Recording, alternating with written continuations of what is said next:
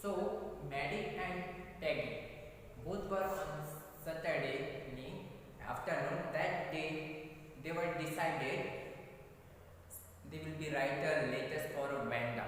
होता क्या है, सैटरडे को आफ्टरनून के time Peggy and Maddie both होते हैं कि डिसाइड्स कर लेते हैं कि फाइनली वो क्या करेंगे, she will be write letters for Wanda Petrionski because she have won that competitions and she are winner and they all were very liked her drawings और her 100 drawings.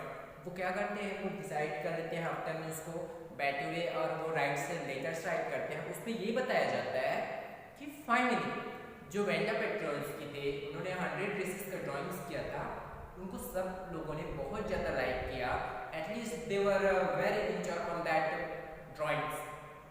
वो सब चीज़ आज किया जाता है, फाइनली उनसे आज किया जाता है and they where are you now, उनसे वो पूछते भी हैं. फाइनली कोई तो होता नहीं है, बट ये भी कहते हैं कि उनकी मिस्टेक्स के लिए एटलीस्ट उन्होंने जो बिहेव किया उसके लिए फाइनली सॉरी भी किया जाता है, सॉरी भी बोला जाता है. फाइनली वो उस बॉगिंग्स में जहाँ वो लोग पहले रहते थे उस प्लेस पे जाकर उस लेटर्स को डाल दिया जाता है.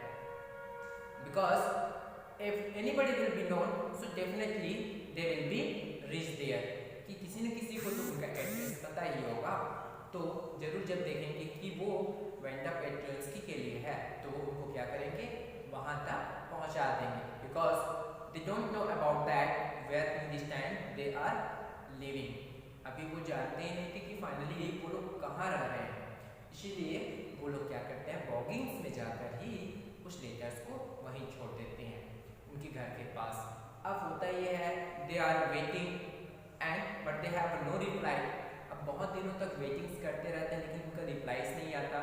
और मैडी जो सबसे ज़्यादा क्या थी, वेंडा के लिए वॉरी थी. अब धीरे धीरे उन बातों को भूलने लगती है.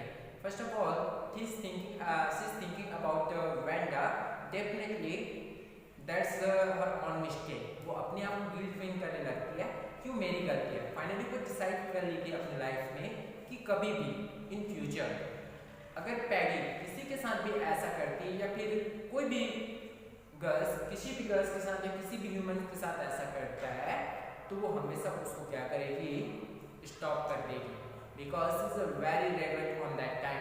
वो बहुत ज़्यादा अपने आप से पछताती है और वो फील करती है कि कभी भी लाइफ में फ्यूचर में कभी भी ऐसा होता है तो वो कभी भी किसी भी पर्सन को ऐसा करने नहीं देगी. वन डे जो होता क्या है, specially that was the Christmas day, it means 25th December. Suddenly Christmas day के बाद क्या होता है, एक दिन जब स्कूल थी, when miss Mason was teach to all and suddenly one letter have arrived there.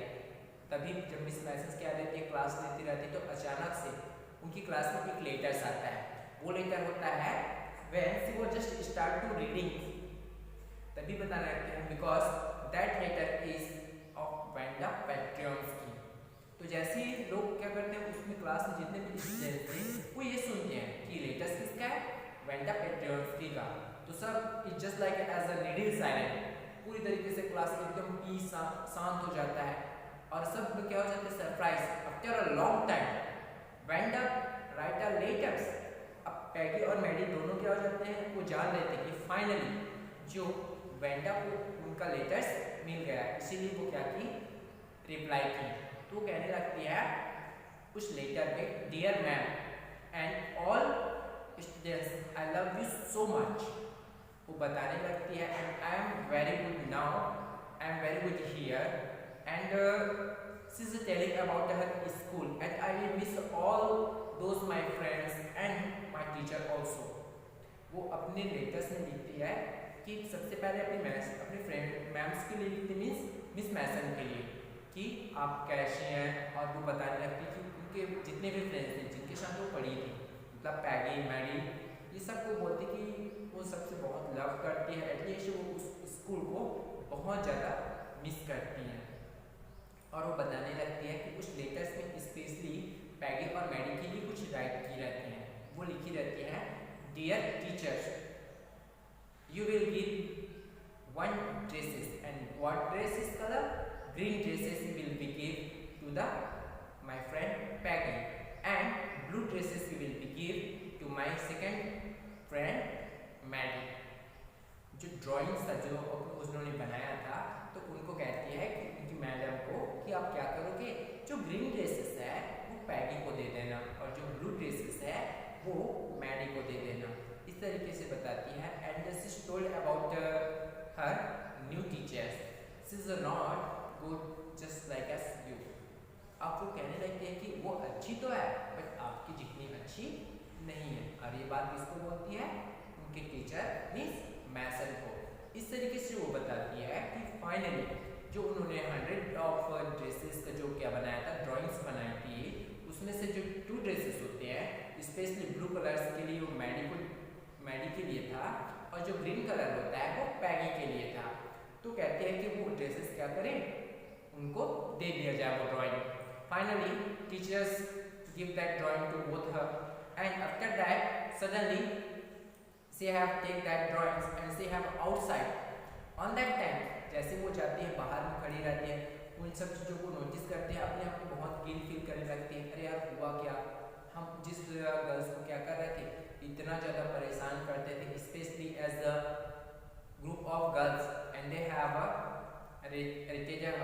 हम जिसको इतना ज़्यादा परेशान करते थे और बार बार एक ही क्वेश्चंस करते थे, how many dresses you have, and this is most of times replied 100 dresses, क्योंकि यही होता है ना। और वो इसलिए बोलती है ऐसा क्योंकि उनके लेटेस्ट में ये भी लिखा है, और वो बताती है कि अब उनके पास 100 और ड्रेसेस हैं।